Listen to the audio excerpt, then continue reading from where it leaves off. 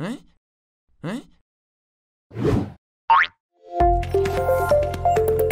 Halo teman-teman, kembali lagi bersama dengan Kadida di kelas Sejarah EduOn.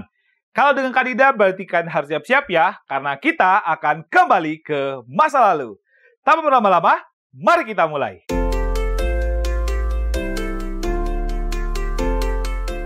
Teman-teman, kali ini kita akan belajar tentang apa sih?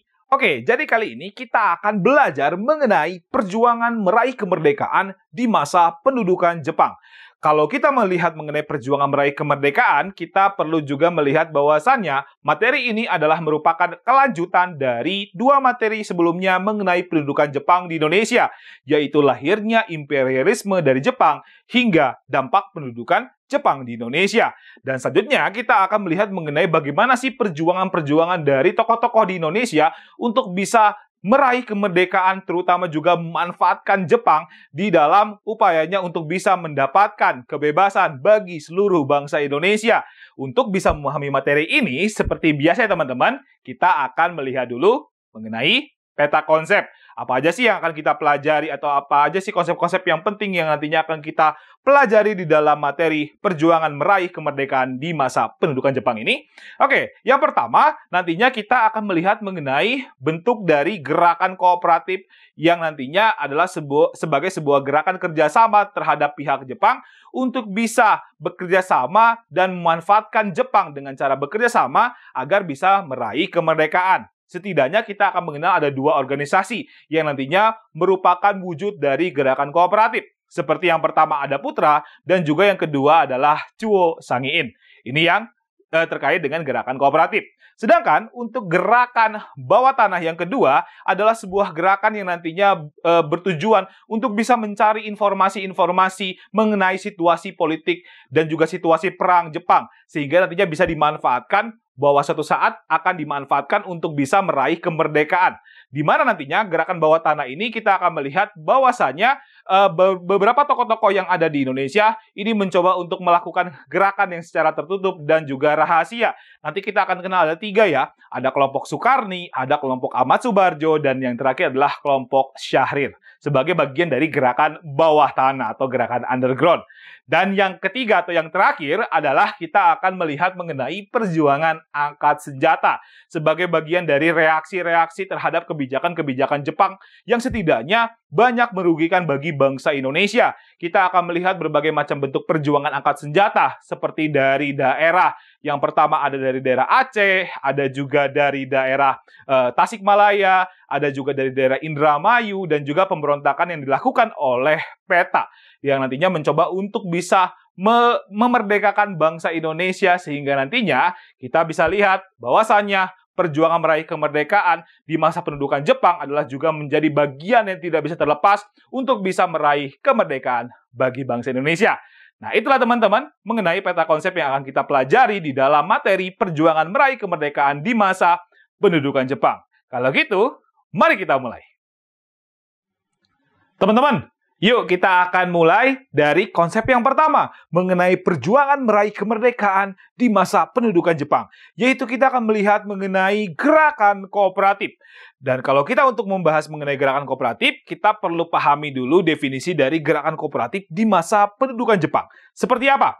Oke, kalau kita pahami mengenai gerakan kooperatif, jadi gerakan kooperatif itu adalah sebuah gerakan yang disebut sebagai gerakan kerjasama yang dilakukan oleh tokoh-tokoh nasionalis di Indonesia yang bekerja sama dengan pihak pendudukan Jepang, dan nantinya tokoh-tokoh nasionalis banyak yang bergabung di dalam bagian dari pemerintahan pendudukan Jepang dan juga bergabung ke dalam lembaga-lembaga bentukan Jepang. Dan kalau kita lihat bahwasannya ada berbagai macam alasan kenapa sih nantinya tokoh-tokoh nasionalis memutuskan untuk bergabung di dalam gerakan kooperatif yang dibentuk oleh Jepang. Dan kalau kita lihat, alasan pertamanya adalah karena permasalahan dari kondisi politik yang ada di Indonesia. Karena kalau kita lihat bahwa pasca dari penguasaan Indonesia yang dilakukan oleh Jepang, Jepang melakukan tindakan yang bersifat represi, terutama di dalam bidang politik dengan cara membatasi setiap gerakan politik yang ada di Indonesia. Teman-teman bisa ingat di dalam materi dampak pendudukan Jepang terutama di dalam bidang politik, yaitu adalah bentuk dari tindakan represinya adalah melakukan pembubaran terhadap seluruh organisasi-organisasi yang sudah dibentuk di masa Hindia Belanda atau di masa penjajahan Belanda. Dan kalau kita lihat bahwasanya tokoh-tokoh nasionalis memandang kalau misalkan melakukan tindakan yang bersifat non-kooperatif, maka ini akan sangat mengancam, baik mengancam dari sisi organisasi maupun mengancam dari nyawa tokoh tersebut. Dan salah satu bentuk daripada wujud ancaman itu, teman-teman bisa lihat dari kasusnya Amir Syarifuddin, salah seorang pentolan dari Gerindo yang nantinya melakukan kontak atau komunikasi dengan pihak Belanda. Dan nantinya meminta bantuan kepada pihak Belanda untuk mengirimkan dana dalam rangka untuk bisa melakukan pemberontakan terhadap pihak pendudukan Jepang. Dan ternyata upaya yang dilakukan oleh Amir Syarifuddin dalam bentuk gerakan non-kooperatif diketahui oleh pihak Jepang. Apa yang dilakukan oleh pihak Jepang? Akhirnya Amir Syarifuddin ditangkap oleh pihak Jepang dan bahkan hampir mau dieksekusi mati. Tapi sama Soekarno ditahan pihak Jepangnya, dirayu untuk tidak melakukan pembunuhan atau nantinya hukuman mati terhadap pihak atau terhadap Amir Syarifuddin.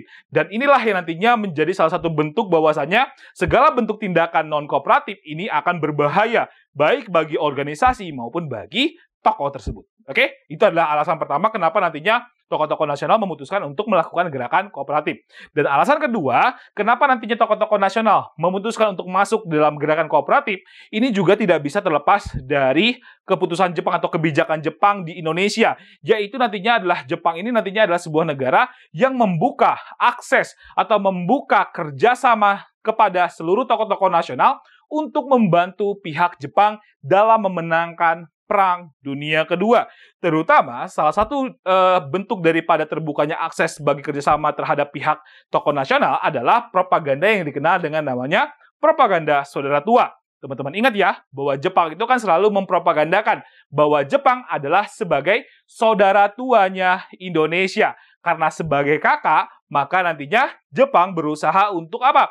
Melepaskan bangsa Indonesia dari penjajahan bangsa Eropa.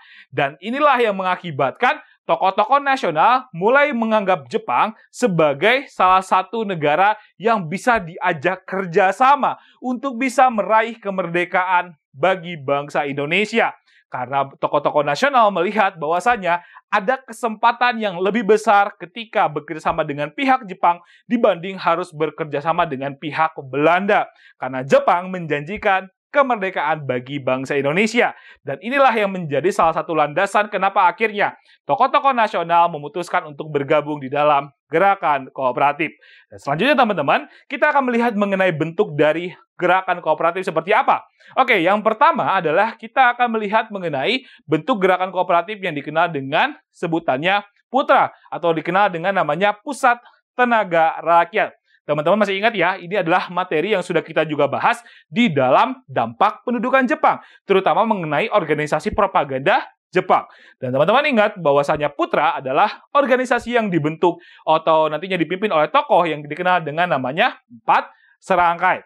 Yang nantinya diisi ada Soekarno, Muhammad Hatta, ada Ki Hajar Dewantara, dan yang terakhir adalah Kiai Haji Mas Mansur. Di mana tujuan daripada pembentukan PUTRA yang ditujukan untuk bisa membantu Jepang, terutama di dalam menarik simpati dari tokoh-tokoh nasional dan juga rakyat Indonesia untuk setidaknya membantu Jepang di dalam memenangkan Perang Dunia Kedua. Ini adalah Pusat Tenaga Rakyat yang ditujukan untuk kepentingan Jepang. Kalau kita lihat bagaimana sih bentuk dari gerakan kooperatif atau bentuk dari perjuangan tokoh-tokoh nasional, terutama 4 serangkai di dalam meraih kemerdekaan.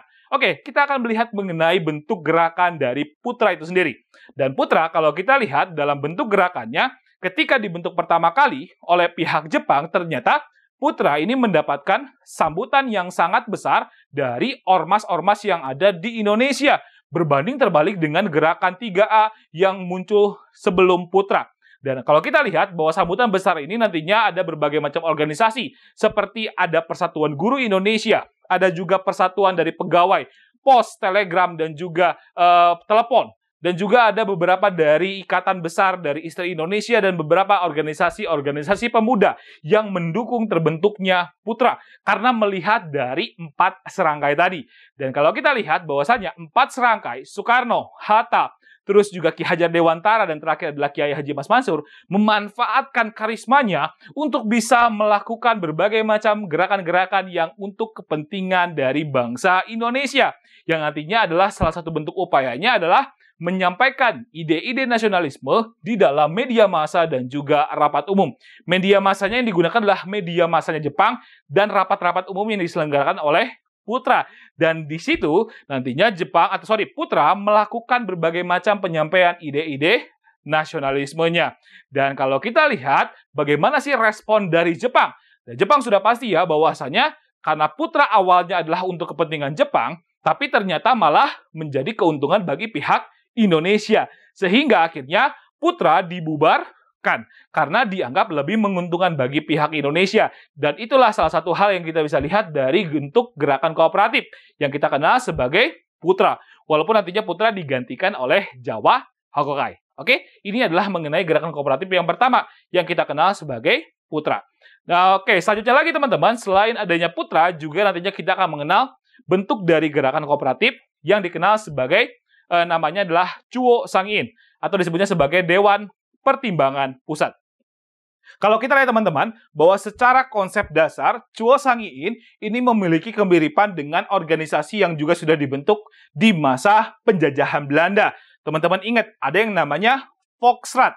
Volksraad dan Chuo Sang-in secara konsep ini memiliki kesamaan karena mereka berdua ini punya fungsi untuk bisa memberikan aspirasi atau memberikan pertimbangan kepada pihak kolonial, atau kalau Chuo Sang-in adalah pihak dari pendudukan Jepang mengenai berbagai macam kebijakan-kebijakan. Setidaknya nantinya akan juga memberikan nasihat-nasihat kepada pihak dari penjajahnya. Oke, tapi kita akan lebih berfokus terhadap Chuo Sang-in, di mana nantinya Chuo Sang-in adalah sebuah organisasi yang tujuan dibentuknya adalah untuk bisa menjawab pertanyaan dari Saiko Shikikan, atau kita kenal sebagai Panglima Tertinggi Militer yang ada di Indonesia. Dan nantinya yang ditanyakan oleh pihak Saiko Shikikan adalah mengenai bidang politik dan juga pemerintahan, dan juga beberapa hal yang berkaitan dengan bantuan-bantuan Indonesia untuk bisa memenangkan Perang Dunia Kedua. Itu adalah tujuan dari Chuo Sang-in. Tapi kalau kita lihat dalam perkembangannya teman-teman, bahwa Chuo Sang-in adalah sebuah organisasi yang nantinya banyak didominasi dari keterlibatan orang-orang Indonesia. Bahwa keanggotaannya nantinya mulai banyak banget pasca dari Janji Koiso di tahun 1944. Di mana nantinya jumlah keanggotaan dari Chuo Sang-in lebih banyak didominasi oleh orang-orang Indonesia. Dan kalau kita lihat bahwasanya ketua daripada Chuo Sang-in, kita kenal dengan sosok bernama Soekarno sebagai ketua pertama dari Chuo Sang-in. Dan kalau kita lihat lagi bahwasanya apa aja sih bentuk dari gerakan Chuo Sang-in di dalam perjuangan meraih kemerdekaan Indonesia. Oke, kita akan lihat mengenai beberapa hasil daripada Chuo Sang-in. Kalau kita lihat di dalam perkembangannya teman-teman, Chuo Sang-in di dalam sidang-sidangnya ini sering banget juga menyampaikan aspirasi mengenai kemerdekaan Indonesia. Tapi sama Jepang tidak digubris. Oke, itu adalah salah satu bentuk daripada hasil yang dilakukan oleh Chuo Sang-in. Tapi selalu gagal dalam upayanya untuk bisa memperjuangkan kemerdekaan. Tapi kalau kita lihat beberapa hasil yang dilakukan oleh Chuo Sang-in, ternyata banyak juga yang nantinya akan sangat berkontribusi di dalam perjuangan mempertahankan kemerdekaan yang akan kita lihat mengenai pasca kemerdekaan atau pasca dari proklamasi. Karena beberapa hasilnya yaitu seperti misalkan penguatan latihan militer peta dan juga pembentukan dari Heiho dan Kibodan ini akan menjadi salah satu embrio dari apa? Dari terbentuknya BKR atau TKR atau kita kenal sekarang sebagai Tentara Nasional Indonesia. Oke teman-teman, jadi ketika nantinya ada hasil sidang penguatan latihan militer dan juga pembentukan Heiho, bahwa kedua organisasi ini kita akan kenal sebagai organisasi yang akan membentuk sebuah kesatuan tentara yang dikenal dengan Tentara Nasional Indonesia. Bahkan nantinya Tentara Nasional Indonesia adalah sebagai garda terdepan untuk bisa mempertahankan kemerdekaan dari kedatangan pasukan-pasukan Belanda dan Inggris di Indonesia. Oke, ini adalah salah satu dampak yang bisa kita rasakan dari hasil sidang Chuo Sang-in untuk kemerdekaan Indonesia. Dan kalau kita lihat juga selain dalam bidang militer bahwasanya Cuo Sangin juga nantinya akan dimanfaatkan oleh Soekarno nantinya untuk melaksanakan rapat Panitia 9. Teman-teman ingat ya, bahwasanya Panitia 9 adalah sebuah kelompok yang nantinya dibentuk pasca dari BPUPKI, di mana nantinya Panitia 9 membahas mengenai Piagam Jakarta, di mana nantinya isinya, salah satu isinya atau isi kelima pasalnya itu berkaitan dengan terbentuknya Pancasila. Dan kalau kita lihat, Soekarno nantinya memanfaatkan Cuo Sangin untuk bisa melakukan rapat Panitia 9. Dan inilah yang nantinya menjadi salah satu hasil di dalam keputusan atau nantinya membentuk filsafat negara atau membentuk dasar dari negara Indonesia. Oke teman-teman, ini adalah yang berkaitan dengan Cuo Sangin.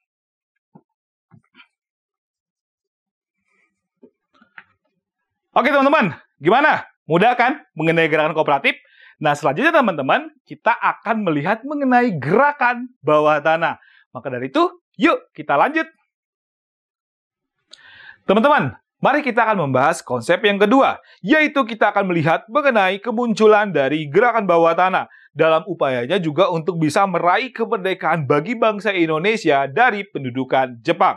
Seperti apa sih gerakan bawah tanah itu? Oke, kita akan lihat dulu mengenai definisi dari gerakan bawah tanah. Jadi secara definisi teman-teman, gerakan bawah tanah di masa pendudukan Jepang adalah sebuah gerakan yang dilakukan secara tertutup dan rahasia oleh tokoh-tokoh nasionalis di Indonesia. Karena kalau kita lihat bahwasanya gerakan yang bersifat non-kooperatif kan akan sangat berbahaya.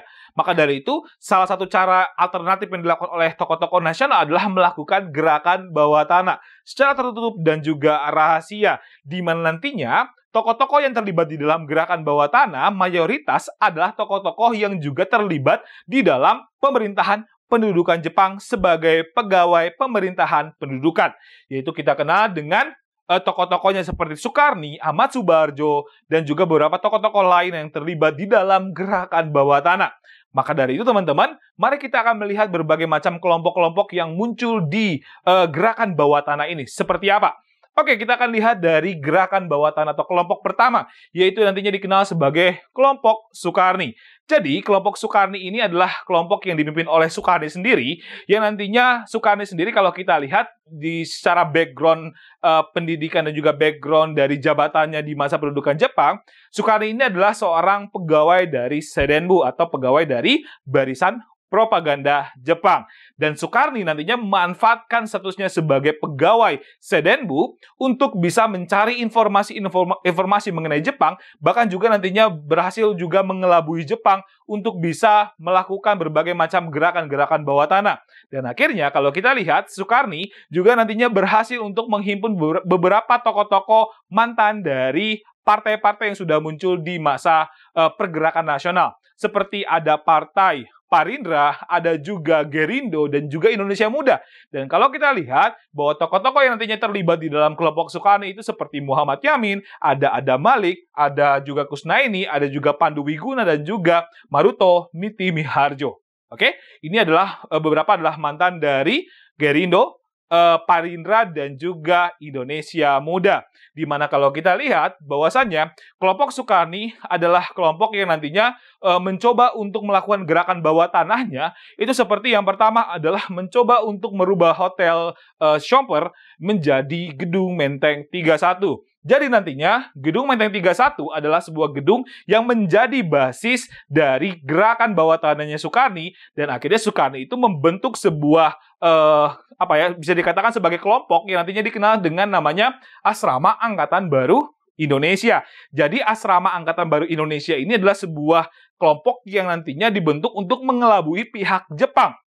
Oke, kenapa dari itu? Karena Asrama Angkatan Baru Indonesia ini adalah sebuah asrama atau sebuah kumpulan atau kelompok yang nantinya disampaikan Sukarni kepada pihak Jepang itu adalah sebagai sebuah kelompok untuk kepentingan Jepang. Karena nantinya di dalam Asrama Angkatan Baru Indonesia ini banyak menjadikan atau anggota-anggotanya itu akan dilatih atau akan dididik untuk berperilaku atau akan dididik sesuai dengan kepentingan-kepentingan dari pihak Jepang. Tapi ternyata atau kenyataannya bahwasanya Asrama Angkatan Baru Indonesia ini bisa dikatakan tidak melakukan pendidikan yang nantinya dilakukan untuk kepentingan Jepang. Tapi pada dasarnya, kegiatan kaderisasi keanggotaannya lebih banyak berfokus di dalam apa? Di dalam pendidikan kebangsaan. Seperti misalkan, nantinya di dalam asrama Angkatan Baru di Indonesia ini, nantinya kelompok-kelompoknya itu nantinya akan dididik misalkan dalam bidang politik, ada bidang hukum, ada bidang ekonomi, sejarah, sosiologi, bahasa, keagamaan, sehingga nantinya banyak juga yang akan menjadi pengajar di dalam asrama Angkatan Baru Indonesia ini. Seperti ada Soekarno, ada Muhammad Hatta, ada Ahmad Subarjo, dan juga ada Suryana. Tapi ternyata kelompok Sukarni atau asrama Angkatan Baru Indonesia ini terendus atau bisa dikatakan diketahui oleh pihak Jepang sebagai upaya gerakan bawah tanah. Maka dari itu nantinya pihak Jepang menyegel gedung Menteng 31 yang mengakibatkan kelompok Sukarni itu berjuang di luar dari gedung tersebut. Oke teman-teman, itu adalah berkaitan dengan kelompok Sukarni dalam upayanya melakukan gerakan bawah tanah. Yang pertama. Terus yang kedua teman-teman, selain kelompok Sukarni juga kita akan bisa melihat mengenai kemunculan dari kelompok Ahmad Subarjo. Jadi Ahmad Subarjo ini di masa pendudukan Jepang, dia ini adalah seorang pegawai juga, tapi dia adalah sebagai kepala biro riset dari Kaigun Bukanfu. Sorry ya. Oke, kakak ulangi lagi ya. Jadi namanya adalah kepala biro dari riset Kaigun Bukanfu. Jadi ini adalah sebuah kantor perhubungan Angkatan Lautnya Jepang, di mana nantinya Ahmad Subarjo memanfaatkan jabatan dia sebagai kepala biro dari kantor perhubungan Angkatan Laut untuk bisa mendapatkan koneksi dengan Angkatan Laut Jepang atau pejabat-pejabat Angkatan Laut Jepang. Terutama nantinya kalau kita lihat dalam perkembangan sejarah, bahwasanya Angkatan Laut adalah Angkatan Laut Jepang ya maksudnya ya, adalah sebuah angkatan yang nantinya paling banyak mendukung kemerdekaan Indonesia. Teman-teman ingat ya, bahwa salah satu sosoknya kita kenal dengan sosok bernama Laksamana Maeda. Dan Laksamana Maeda adalah salah satu inspirator dari terbentuknya kelompok Ahmad Subarjo. Kenapa? Karena nantinya Laksamana Maeda ini menginisiasi untuk ngebentuk Asrama Indonesia Merdeka yang ada di Surabaya dan menunjuk Ahmad Subarjo sebagai ketua dari Asrama Indonesia Merdeka. Secara konsep hampir mirip dengan Angkatan Indonesia Baru yang tadi kakak sudah bilang ya, Asrama Angkatan Indonesia Baru, di mana nantinya Asrama Indonesia Merdeka ini juga banyak melakukan kegiatan-kegiatan yang bersifat kaderisasi, pendidikan-pendidikan yang nantinya diterapkan kepada anggotanya. Seperti tadi kakak sudah sampaikan, ada pendidikan dalam bidang hukum, politik, ekonomi, sejarah, dan lain sebagainya, itu nantinya disampaikan kepada anggota-anggota dari Asrama Indonesia Merdeka. Dan nantinya tokoh-tokoh yang pernah mengajar di dalam Indonesia Merdeka seperti ada Soekarno, ada Hatta, ada juga Iwakusuma Sumantri, Sultan Syahrir, dan lain sebagainya. Itu adalah bagian dari kelompok Ahmad Subarjo. Tapi nasibnya tidak seperti kelompok Sukarni yang ketahuan. Kalau kelompok Ahmad Subarjo tidak ketahuan sampai akhir daripada pendudukan Jepang di Indonesia. Itu berkaitan dengan kelompok Ahmad Subarjo. Dan yang terakhir teman-teman, dari gerakan bawah tanah, kita akan melihat dari kemunculan gerakan dari kelompok Sultan Syahrir. Nah teman-teman, kalau kita lihat mengenai kelompok Sultan Syahrir, sebenarnya ya Sultan Syahrir ini adalah seorang sosok yang tidak terlibat di dalam gerakan-gerakan kooperatifnya milik Jepang. Karena nantinya Sultan Syahrir adalah sosok yang tidak mau bergabung atau tidak mau bekerjasama dengan pihak Jepang atau menjadi bagian dari pegawai pemerintahan Jepang karena kebenciannya terhadap fasisme Jepang. Sehingga nantinya Sultan Syahrir dan juga Hatta ini memutuskan untuk bersepakat terutama mengenai gerakan di antara keduanya. Jadi Sultan Syahrir itu nantinya memberikan saran kepada Muhammad Hatta untuk tetap bekerjasama dengan pihak Jepang, sedangkan Sultan Syahrir akan berada di luar daripada pemerintahan Jepang. Mencoba untuk menghimpun gerakan bawah tanah untuk bisa mencari segala upaya untuk bisa mengeluarkan Indonesia dari pendudukan Jepang. Maka dari itu nantinya kelompok Sultan Syahrir banyak berkontribusi terutama di dalam membangun jaringan gerakan anti-fasis. Jadi kelompok Sultan Syahrir mulai membangun jaringan dengan kelompok Ahmad Subarjo, dengan kelompok Sukarni untuk sama-sama apa? Sama-sama menghimpun informasi-informasi yang kemungkinan besar bisa dimanfaatkan oleh pihak Indonesia di dalam meraih kemerdekaan. Sekaligus juga kelompok Sultan Syahrir juga menunggu kesempatan-kesempatan untuk bisa merebut kemerdekaan. Bahkan kalau kita lihat mengenai kelompok Sultan Syahrir juga adalah sebagai sebuah kelompok yang mencoba untuk mencari informasi-informasi mengenai situasi Perang Dunia Kedua. teman-teman pasti ingat mengenai peristiwa Rengas Dengklok. Di mana peristiwa Rengas Dengklok adalah sebuah peristiwa yang terjadi karena Sultan Syahrir mendengar berita kekalahan dari Jepang. Dan berita kekalahan dari Jepang ini nantinya akan menjadi salah satu landasan terbentuknya peristiwa Rengas Dengklok. Sehingga akhirnya Indonesia bisa merdeka. Dan salah satu yang nantinya menjadi langkah Sultan Syahrir adalah menjadi salah satu informan atau mencari informasi-informasi mengenai situasi Perang Dunia Kedua. Dan inilah yang nantinya menjadi salah satu bentuk dari gerakan bawah tanah di masa pendudukan Jepang di Indonesia. Oke teman-teman, itulah mengenai gerakan bawah tanah yang ada di Indonesia.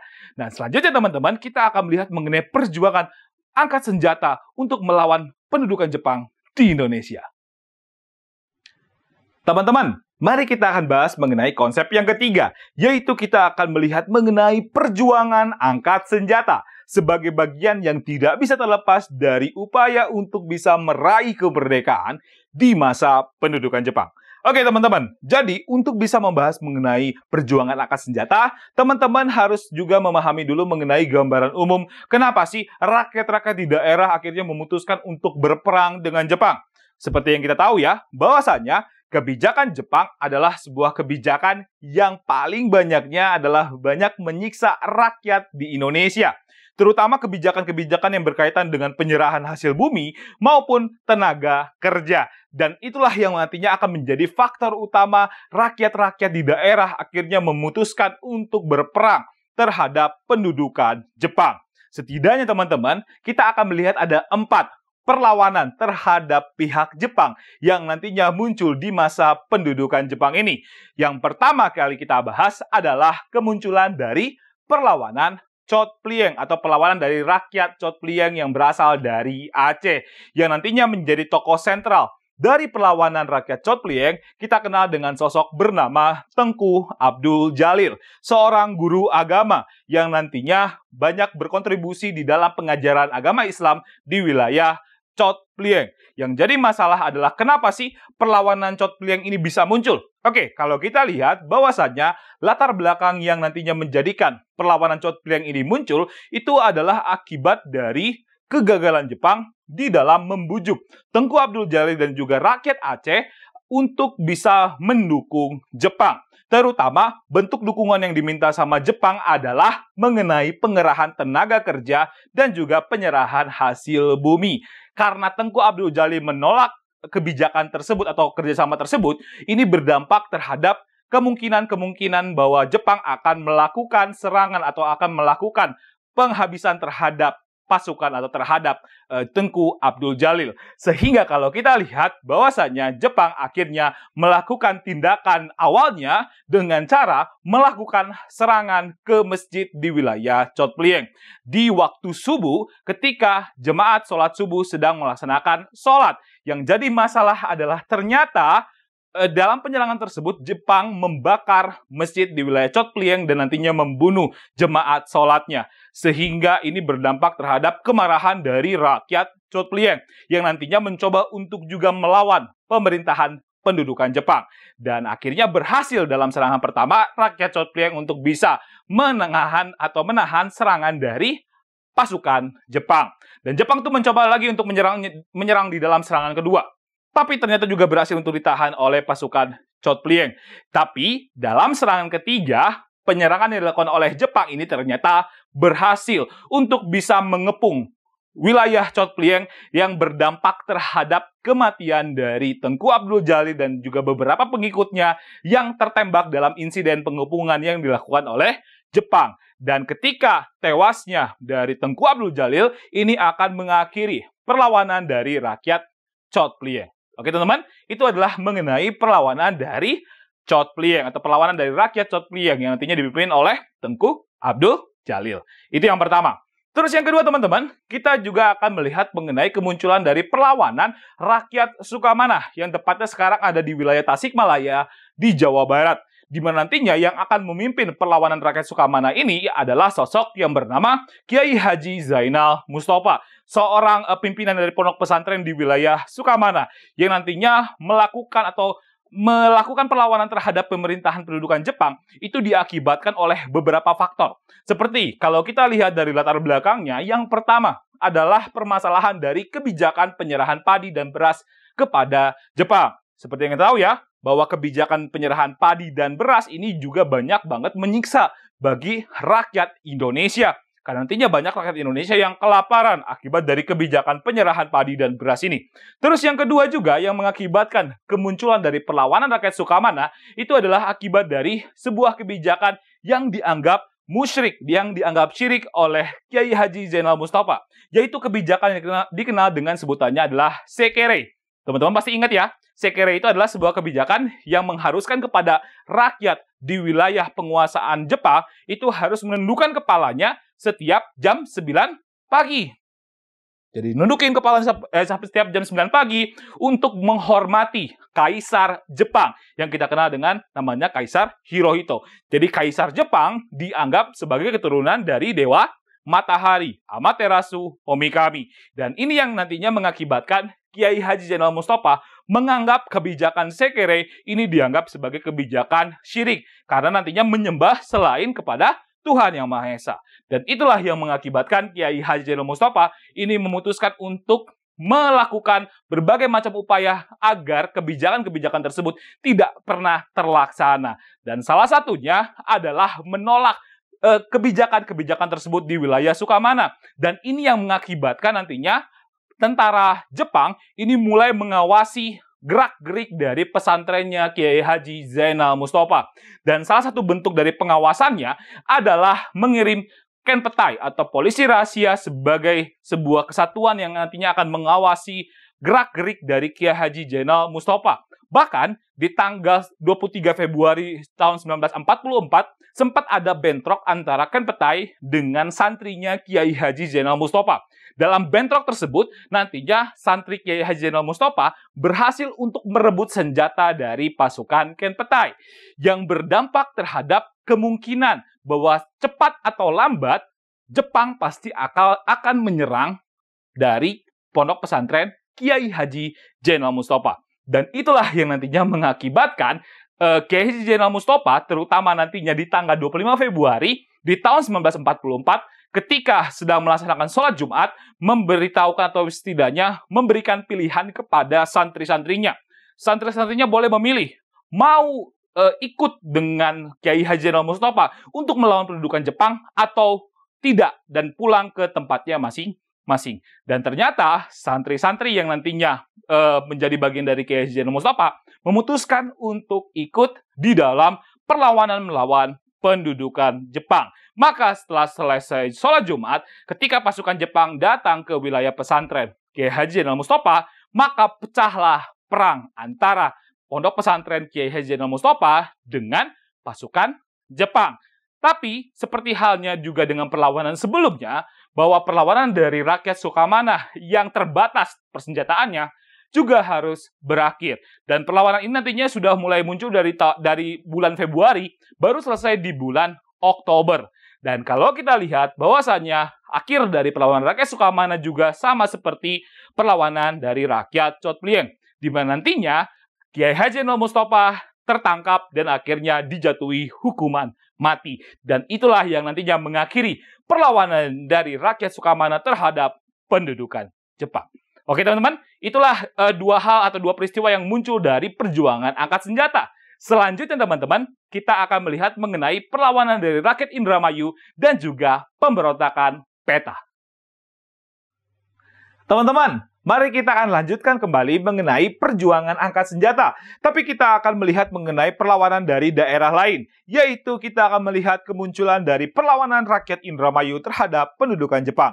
Nah, kalau kita lihat bahwasannya perlawanan rakyat Indramayu terhadap pendudukan Jepang ini nantinya akan menjadi salah satu bagian yang tidak bisa terlepas juga di dalam masa perjuangan angkat senjata. Terutama kalau kita melihat mengenai perlawanan dari rakyat Indramayu, salah satu tokoh sentral dari perlawanan tersebut kita akan kenal dengan sosok bernama Haji Madrias, di mana yang akan melatar belakangi kemunculan dari perlawanan rakyat Indramayu ini nantinya adalah akibat dari kebijakan yang juga hampir sama seperti yang dilakukan di wilayah Aceh, Jawa Barat, yang nantinya kalau kita lihat bahwa penyerahan dari padi dan beras kepada Jepang ini nantinya juga dilakukan di wilayah Indramayu. Tapi yang jadi masalah adalah ternyata ternyata Jepang ini banyak mengambil atau bisa dikatakan mengambil seluruh hasil padi dan beras dari rakyat Indramayu yang berdampak terhadap kelaparan di wilayah Indramayu. Dan ini mengakibatkan para pemilik padi tersebut yang nantinya diserahi atau nantinya yang diharuskan untuk menyerahkan hasil padinya, itu coba untuk memohon kepada pihak Jepang bahwa untuk bisa memberikan sebagian saja hasil padinya yang nantinya sudah diserahkan kepada Jepang untuk diberikan kembali kepada rakyat Indramayu. Tapi apa jawaban Jepang? Jawaban Jepang tidak ada. Dan inilah yang mengakibatkan munculnya kemarahan dari rakyat Indramayu. Maka rakyat Indramayu yang dipimpin oleh Haji Madrias ini melontarkan semboyan bahwa lebih baik mati di dalam medan perang dibanding harus mati kelaparan. Dan inilah yang mengakibatkan pecahlah perang dari perlawanan Indramayu terhadap pihak pendudukan Jepang. Tapi seperti halnya perlawanan sebelumnya, Chot Plieng maupun rakyat Sukamana, kita bisa lihat bahwasanya perlawanan rakyat Indramayu juga harus berakhir dengan kekalahan dari Haji Madrias dan juga rakyat Indramayu. Karena permasalahan juga bahwasanya ini adalah sebuah gerakan pemberontakan yang dilakukan oleh rakyat yang tidak memiliki senjata yang lebih mumpuni dibanding dengan pihak pendudukan Jepang. Dan akhirnya berakhirlah perlawanan tersebut. Oke, ini adalah perlawanan dari rakyat Indramayu. Dan yang terakhir teman-teman, kita akan melihat kemunculan dari pemberontakan PETA sebagai bagian dari upaya juga tentara-tentara PETA untuk bisa melakukan perlawanan terhadap pendudukan Jepang. Kalau kita lihat teman-teman, bahwa PETA adalah sebuah organisasi yang dibentuk oleh Jepang. Kita sudah bahas ya di dampak pendudukan Jepang di Indonesia, di mana PETA dimaksudkan untuk bisa membantu Jepang di dalam pertempuran Asia Pasifik. Tapi ternyata ada sebuah momen di mana nantinya PETA mencoba untuk melakukan pemberontakan. Setidaknya ada 3 daerah yang nantinya muncullah pemberontakan dari PETA tersebut. Kalau kita lihat, tokoh-tokoh yang terlibat di dalam pemberontakan PETA berdasarkan dari daerahnya, seperti misalkan Supriyadi yang berasal dari Blitar, yang memimpin PETA di Blitar untuk melakukan pemberontakan terhadap pihak Jepang. Terus yang kedua adalah Hamid yang nantinya berasal dari Aceh, yang nantinya menjadi pemimpin juga di PETA Aceh. Dan terakhir adalah Kusairi yang nantinya memimpin pemberontakan PETA di wilayah Cilacap. Oke, ada 3 wilayah dan juga 3 tokoh yang menjadi sentral dari pemberontakan PETA di tiap daerah yang ada di Indonesia. Kalau kita lihat, kenapa sih PETA memberontak kepada pihak Jepang? Kalau kita lihat, salah satu latar belakang yang nantinya memunculkan pemberontakan PETA adalah akibat dari penderitaan rakyat yang sudah sangat tidak berperi kemanusiaan, terutama beberapa kebijakan-kebijakan yang dianggap tadi sangat menyiksa bagi rakyat Indonesia, seperti kebijakan terhadap Romusa, di mana Romusa banyak yang disiksa sama pihak Jepang. Itu yang pertama. Terus juga selain Romusa ada lagi kayak misalkan penyerahan hasil padi dan juga beras. Teman-teman tadi bisa lihat ya di dalam perlawanan dari rakyat Indramayu. Karena banyak beras dan padi yang diangkut oleh pihak Jepang, maka beberapa daerah nantinya mengalami kelaparan. Dan ini yang nantinya dilihat sama PETA, bahwa rakyat sudah semakin lama semakin menderita. Itu yang pertama. Dan yang kedua teman-teman, kenapa akhirnya PETA melakukan pemberontakan terhadap pihak pendudukan Jepang, ini juga tidak bisa terlepas dari permasalahan diskriminasi di dalam kesatuan militer Jepang. Nah, kalau kita lihat bentuk diskriminasinya kayak gimana sih Kak? Oke, kalau kita lihat ya teman-teman ya, bahwa diskriminasi yang nantinya muncul di dalam PETA, bahwasanya Kakak sudah pernah sampaikan bahwa jabatan yang nantinya masuk di dalam PETA yang paling tinggi adalah dikenal dengan sebutannya adalah Shudanko atau komando atau komandan batalion. Itu adalah jabatan yang paling tinggi di dalam kesatuan PETA. Yang jadi masalah adalah setiap tentara PETA itu tidak bisa melampaui daripada tingkatan Shudanko. Karena nantinya di dalam kesatuan militer Jepang tidak memperbolehkan PETA untuk bisa naik tersebut atau naik ke dalam jabatan yang lebih tinggi. Dan ini mengakibatkan bahwasanya tentara-tentara PETA ini merasa terdiskriminasi. Itu yang pertama. Terus bentuk dari diskriminasi yang kedua di dalam kesatuan militer Jepang juga berkaitan dengan pelatihan-pelatihan dari PETA. Jadi banyak pelatih-pelatih yang berasal dari Jepang yang melatih tentara-tentara Indonesia ini banyak banget merendahkan tentara-tentara tersebut. Sehingga ini memunculkan juga kebencian terhadap tentara Jepang. Itu yang kedua, mengenai diskriminasi terhadap kesatuan atau di dalam tubuh kesatuan militer Jepang. Dan diskriminasi yang ketiga yang dialami oleh tentara PETA adalah bahwasannya semakin tinggi atau seberapa tinggi pun jabatan kamu di dalam PETA, maka kalau misalkan ketemu dengan tentara yang jabatannya berada di bawah atau yang paling rendah, maka si tentara yang paling tinggi atau pemimpin yang paling tinggi dari PETA tersebut harus menundukkan kepala atau menghormat kepada si tentara yang paling rendah. Ini yang mengakibatkan tentara-tentara di dalam PETA ini merasa terdiskriminasi. Kenapa kami harus menundukkan kepala kami kepada tentara yang paling kecil? Orang Jepang atau tentara Jepang yang jabatannya lebih kecil dibanding kami. Dan inilah yang mengakibatkan akhirnya pecahlah pemberontakan yang dilakukan. Baik di daerah Blitar, Aceh, maupun di daerah Cilacap. Tapi kalau kita lihat bahwasannya di antara ketiga pemberontakan PETA di tiga daerah tersebut, bahwasannya pemberontakan yang paling besar adalah pemberontakan yang berasal dari Blitar yang dipimpin oleh Supriyadi. Tapi kalau kita lihat bahwasannya dalam proses pemberontakan ini, seperti halnya juga perlawanan yang dilakukan oleh rakyat-rakyat di daerah lain, bahwa pemberontakan yang dilakukan oleh PETA ternyata juga harus berakhir dengan nasib yang sama atau tidak pernah berhasil. Kalau kita lihat bahwasanya dalam proses atau akhir dari pemberontakan itu, misalkan yang pertama, PETA. Pemberontakan dari PETA di Blitar ini adalah nantinya bisa digagalkan oleh pihak Jepang karena nantinya Jepang mengatur siasat untuk melakukan perundingan dengan PETA Blitar. Dan akhirnya ketika sedang berunding, maka nantinya pihak Jepang berhasil untuk menangkap beberapa pimpinan-pimpinan PETA di Blitar untuk nantinya diadili dan dieksekusi mati. Tapi Supriyadi nantinya berhasil untuk kabur dan akhirnya sampai sekarang rimbanya tidak pernah ditemukan. Itulah yang nantinya muncul dari pemberontakan PETA di Blitar yang nantinya berhasil diakhiri oleh pihak pendudukan Jepang. Sedangkan kalau di Aceh nantinya berakhir akibat dari penyanderaan yang dilakukan oleh Jepang terhadap keluarga dari Hamid yang mengakhiri pemberontakan yang muncul di wilayah Aceh yang dilakukan oleh PETA. Itu yang kedua. Sedangkan yang ketiga, PETA di Cilacap nantinya juga harus berakhir dalam pemberontakannya itu juga akibat dari pengetahuan atau rencana pemberontakan yang dilakukan oleh Kushairi yang berada di Cilacap ternyata diketahui oleh pihak Jepang. Dan inilah yang nantinya mengakhiri ketiga pemberontakan dari PETA yang berada di beberapa daerah di Indonesia. Oke teman-teman, itulah mengenai perjuangan angkat senjata yang pernah ada di Indonesia di masa pendudukan Jepang. Nah, selanjutnya teman-teman, kita akan melihat kesimpulan dari materi kita mengenai perjuangan meraih kemerdekaan di masa pendudukan Jepang. Teman-teman, setelah tadi kita sudah membahas mengenai gerakan kooperatif, gerakan bawah tanah, dan juga perjuangan angkat senjata, maka dari itu, mari kita tarik kesimpulannya. Oke, apa sih kesimpulan yang bisa kita tarik dari perjuangan meraih kemerdekaan di masa pendudukan Jepang?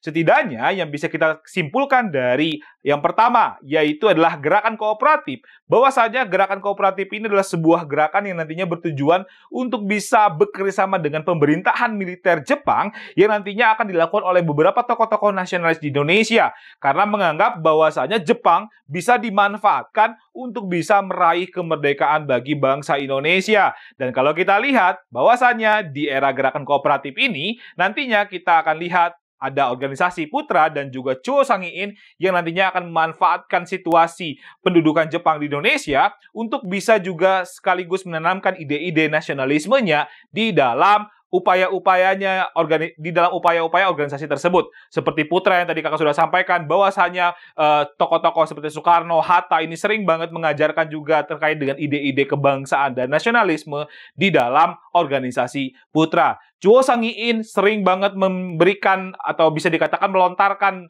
di dalam sidang-sidangnya mengenai kemerdekaan Indonesia. Dan inilah yang nantinya bisa kita lihat bahwasanya gerakan kooperatif adalah sebuah gerakan yang juga menjadi bagian yang tidak bisa terlepas untuk bisa meraih kemerdekaan bagi bangsa Indonesia. Itu yang pertama. Terus yang kedua teman-teman, kesimpulan dari gerakan bawah tanah adalah tadi kakak sudah sampaikan bahwasanya gerakan bawah tanah adalah sebuah gerakan yang bersifat tertutup dan juga rahasia, di mana tujuannya adalah untuk bisa menghimpun segala bentuk informasi-informasi yang terjadi di dalam Perang Dunia Kedua, apalagi juga mencari kesempatan untuk bisa merebut kemerdekaan. Jika kemungkinan besar Jepang akan kalah dalam Perang Dunia Kedua, sehingga nantinya bangsa Indonesia bisa meraih kemerdekaan atau merebut kemerdekaannya.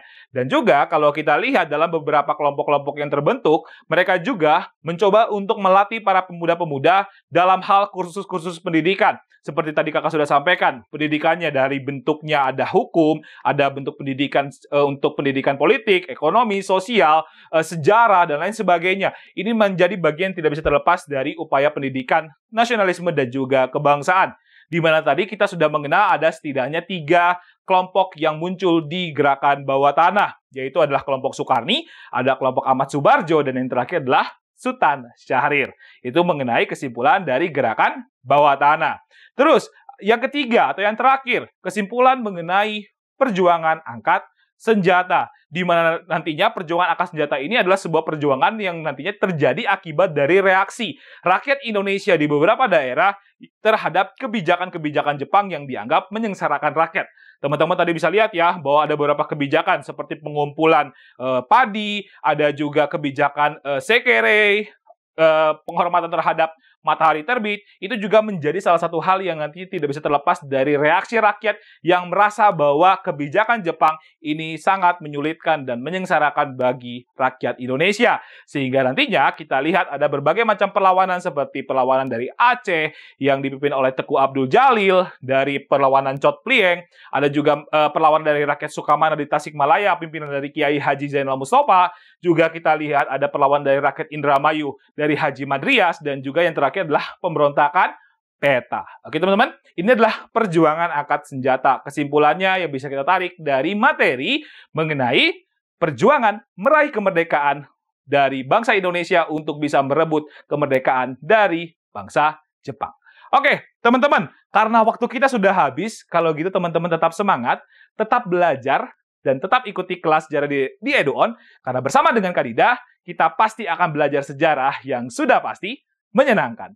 Kalau gitu, kakak pamit undur diri. Sampai jumpa lagi dan dadah!